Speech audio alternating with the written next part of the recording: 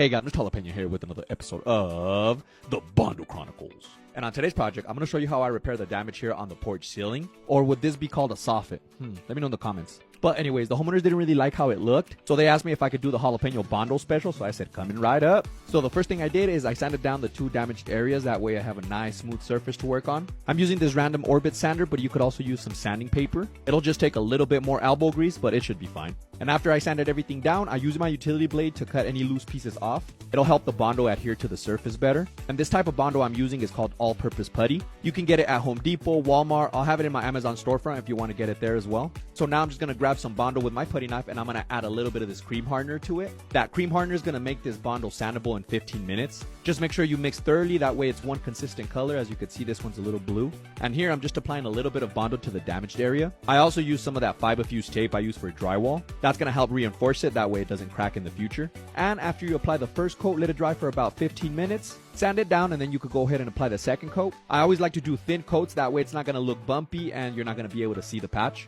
I ended up doing like 3 coats and now I'm just letting it dry for like 30 minutes. After everything dried, I just went ahead and sanded the 2 areas down. I'm using 220 grit sanding paper, that way it's not going to be too rough on the patch. And now it's prime time. I applied the primer and while that dried, I went to Sherwin-Williams to pick up the paint. The homeowner didn't have any more of this exterior paint, but luckily he did have the old can, which I was able to get a match at the paint store.